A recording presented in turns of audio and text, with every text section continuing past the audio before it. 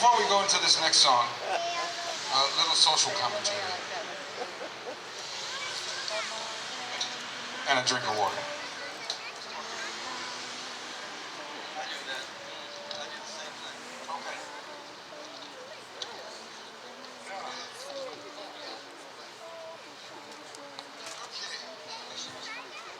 Yes, that's okay. That's all right. Yeah. Okay, no, not yet. I wanted to acknowledge some people. I meant to do it a few songs ago. And like I already mentioned, Jim happens to be a veteran from the United States Navy. And, oh yeah, that's the Marine Corps. Okay, close enough. I would like right now just to ask if I could please have all of our military veterans please stand for just a second. We all appreciate your dedication, your service, and your courage. Thank you. Thank you, ladies and gentlemen that have served. Thank you. We mean that. And now I'd like to do a tribute that we started doing a few years ago to all of our veterans. And this comes from the heart, and unfortunately, this is a song that's not taught the complete way anymore. It's still taught in the schools, which I'm glad of, but it's not quite taught the way that, like, my mother and her generation learned it. So what I would like right now is, I'm gonna start with the verse, which a lot of people tell me they don't know, okay? And then what I would like is, as soon as I finish with the verse, I would like for everybody to stand and sing the chorus with me. And believe me, you'll recognize it as soon as I start. If you don't know the verse, you'll recognize the chorus as soon as we start, okay? Our tribute to United States veterans.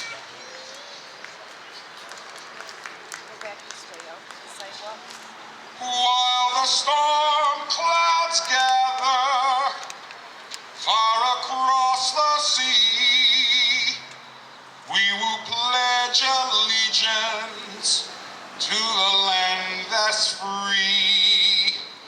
Let us all be grateful to a land so fair as we raise our voices in the solemn prayer. God bless America, land that I love.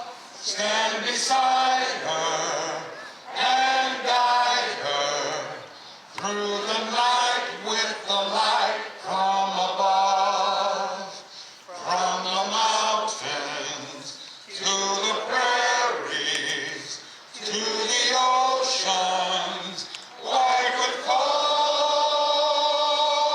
God bless America, my home, sweet home.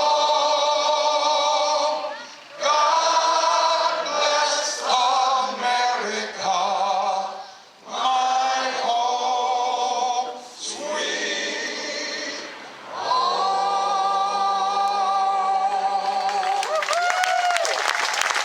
Thank you all. See, not just another pretty face. Well, yeah. Now the Yeah. year is 1973. Not yet. Oh, we're almost there. I don't know. I'm a big fan of certain TV shows. Did you guys ever watch Judge Judy? Anybody? Okay. I watched Judge Judy too, and I swear, some people told me I was dreaming that I didn't see this episode, but I'm sure I saw it. I was wide awake.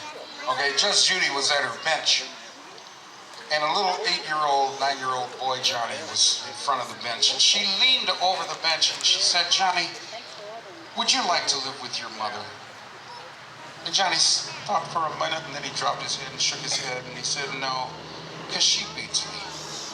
And Judge Judy said, "Well, Johnny, would you like to live with your father?" And he said, and then he dropped his head and he shook his head and said, "No, because he beats me." And so Judge Judy took her glasses off and leaned a little closer and said, "Well, Johnny, who would you like to live with?" And he thought for a moment, and then he got a big grin on his face and said, I want to live with the Chicago Bears because they don't beat anybody.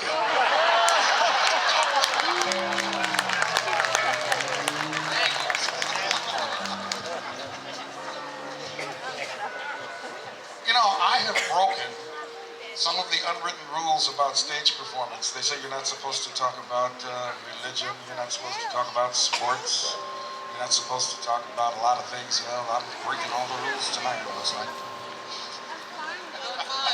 Okay. There we go. Now we're talking. A little Stevie Wonder to pick things up. Yeah, 1973.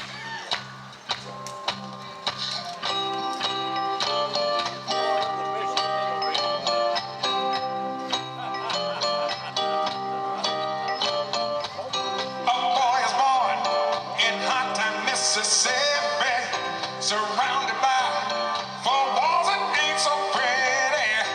His parents give him love and affection to keep him strong, moving in the right direction, living just enough for the city. Yeah. His father works some days for 14 hours. And you can bet he barely makes $1. His mother goes to scrub the floors for men, and you best believe she hardly gets a penny, living just enough for the city.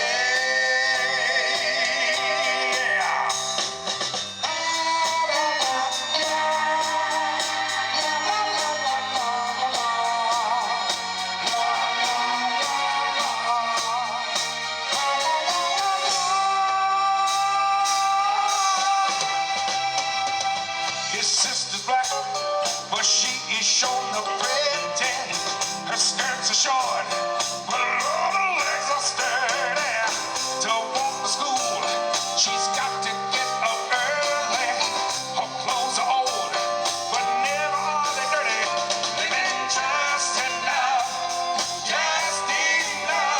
for the city. Yeah. His brother's smart. He's got more sense than man. His patience long, but soon he won't have man. To find a job is like a haystack needle, 'cause of where he lives, they don't use colored people. Living just enough for the city. Yeah.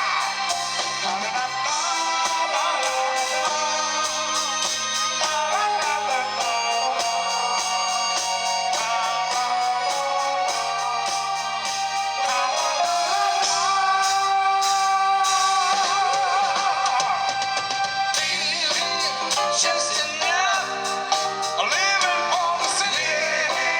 Just enough, ain't nothing but a pity. Just enough, living for the city. Just enough, ain't nothing but a pity. Just enough, living for the city. Just enough. 1, 2, 3.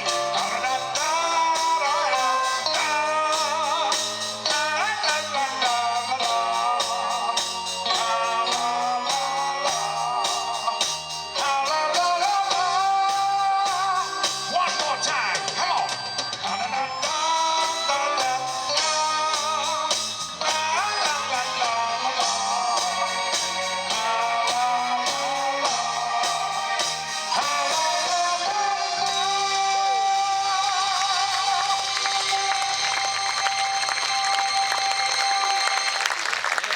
Thank you. You know, I've got a person here in the audience. Actually, I know there's several dignitaries, you know, the local celebrities and all that from all over the city. There's a couple all over the state. There's a couple that I want to introduce because they came quite a distance.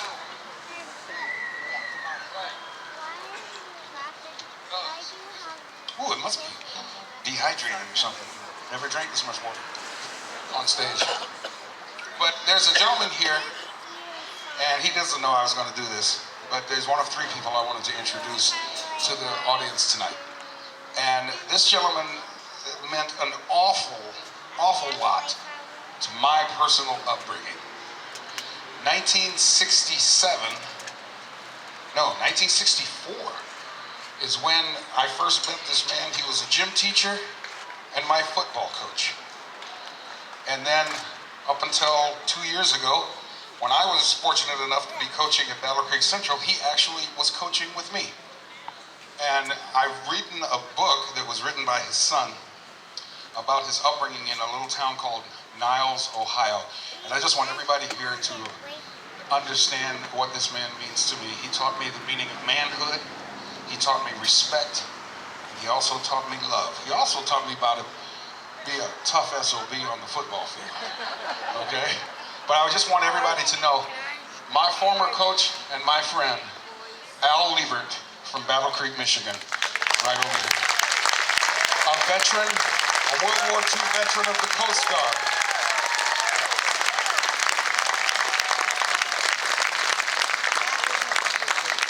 And there's a couple other people I just wanted to point out and mention because I know they came down from a long way. There's a young lady here that taught me a lot about showmanship. She doesn't know it, but I used to watch her perform and would try to copy her styles in a lot of what I tried to do. And I was fortunate enough to do it for a living for like 12 or 13 years. You want to ask me something?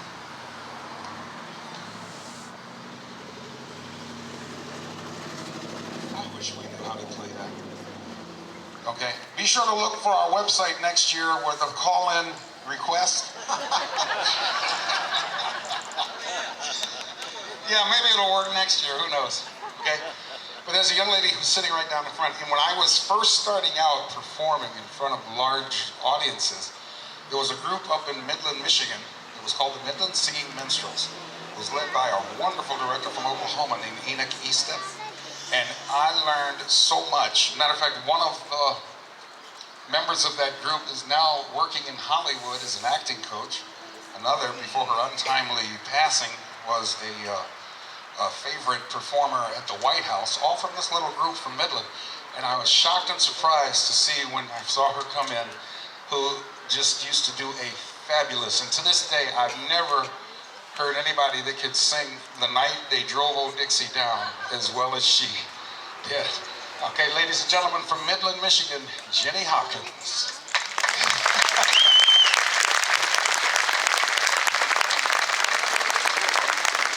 And one other person I wanted to make mention of who's here. And I don't know how many of you traveled a long way to get here, but there's a very dear friend of mine who traveled here all the way from Fort Collins, Colorado, just to be here with us tonight. Okay, and she has a very special border collie with her. I call him a wonder dog. His name is Gilly. Be sure to say hi to both of them. Originally from Battle Creek, Michigan, now residing in Fort Collins, Colorado. An actress extraordinaire, working in front of the cameras and behind. Ladies and gentlemen, Rebecca Spafford.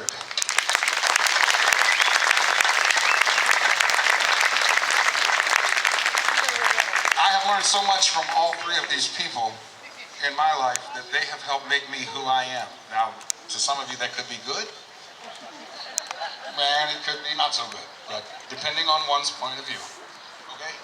We're getting toward the close, and we'd like to, now that I've had a chance to rest my voice for a few minutes doing that, starting to the ending part of our show with a little something by the Four Tops, and then we're gonna go right from that to something by the Supremes. I know I don't look like... Okay, see, I didn't even let you know what the song was and you started laughing. Okay, all right. Although you're getting closer to Diana's size. That evening gown in your trunk's gonna fit pretty soon. Yeah. Okay, we're gonna start with the Four Tops, and not right into, but leading into something by the Supremes.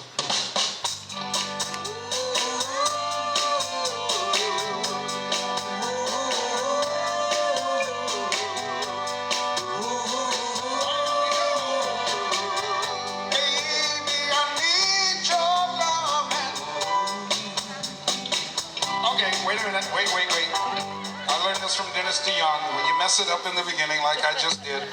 Peggy, give me the numbers. Where's the numbers? The mistake-o-meter. Yep. Is that all I've got so far? It's just one? Yeah, but it was Oh, no, I've made a lot more than that. Put a 5 up there, son. Yeah, but it was a good Yeah, one. put a 5 up. Oh, I just screwed the beginning of that up like tremendously, didn't I? What key is that? What's my first note? L. It sounded like L. L? It did sound like the letter. It sounded like it was in the key of R there for a minute. Okay, that's about right. I've made about 5 mistakes. I tell you, they don't make the mistakes. It's all me. That's all. So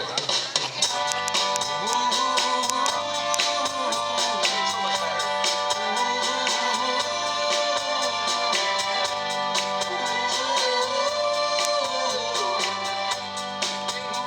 I need your love. Thank you, Hank. Wait a minute. Okay, do it again. Do it again. Okay, I got it this time. Okay, go ahead. Do the ooh-oohs. There we go.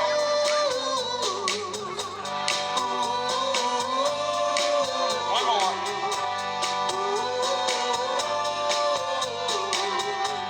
Baby, I need your loving.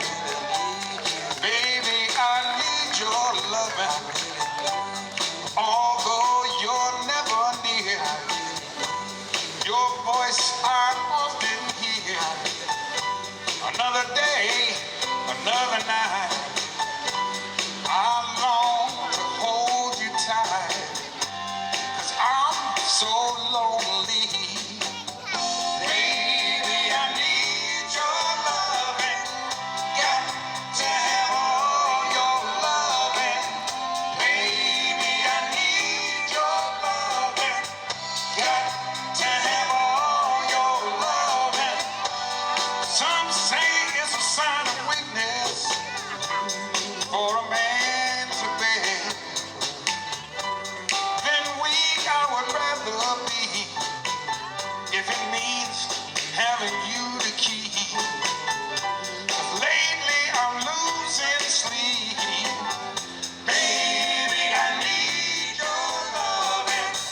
Got to have all your loving. Baby, I need your loving. Got to have all your loving. Lonely nights echo your name. Oh, sometimes I wonder. Oh, yeah, when you see me smiling, you know things have gotten worse. Any smile you might see has all been rehearsed. Darling, I can't go on without you. This emptiness won't let me live without you. This loneliness inside, darling, makes me feel half alive. Baby, I need your loving. Got to have all your loving. Baby, I need your loving. Got to have all your loving. Baby, I need your loving. Got to have all your loving. Baby, I need your loving. Got to have all your loving. Ooh, another day, another night.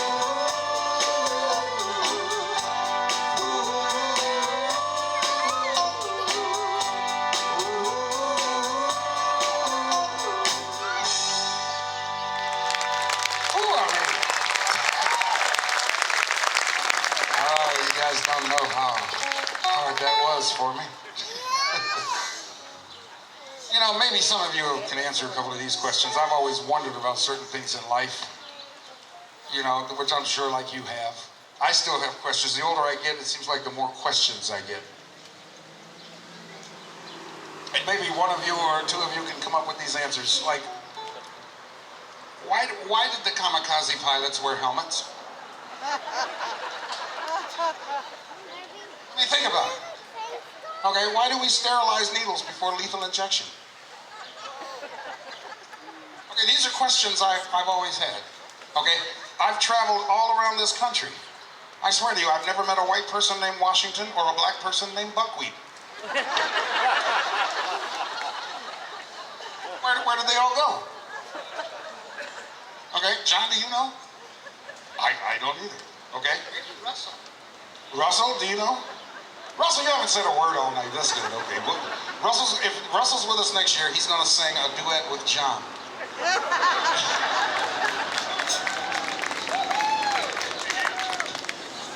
You know, before we go further into this Supreme, you notice I'm putting it off as long as I possibly can.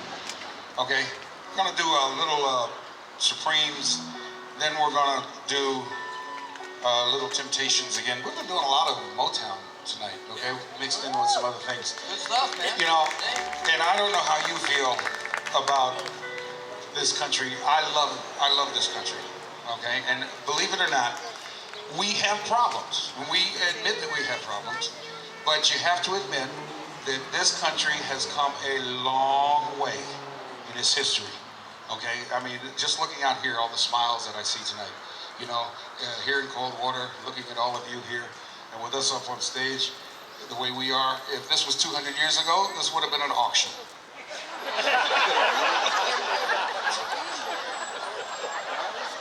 Okay, and we're past that now.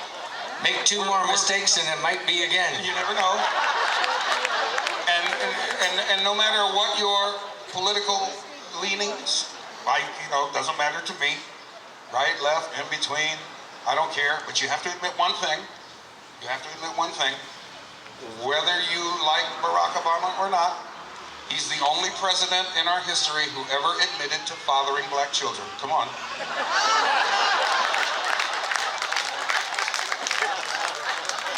Admit it. Come on. When they asked Thomas Jefferson, he said, no, not me. No, my brother. Oh, you're going to be in the paper in Coldwater. I told you we were going to break some rules tonight. Okay, what have we covered so far? I've covered sports. I've covered politics. Okay, I got one other. This might break a few rules. I'm stalling for this Supremes thing, is what it is. Okay, a little culture. That's one thing we haven't done yet, a little culture. Okay, so I have a poem that reflects how I feel. I'm going to get in my poetry stance. Pro is the opposite of con, a fact that is plainly seen. Well, if progress means to move forward, then what does Congress mean?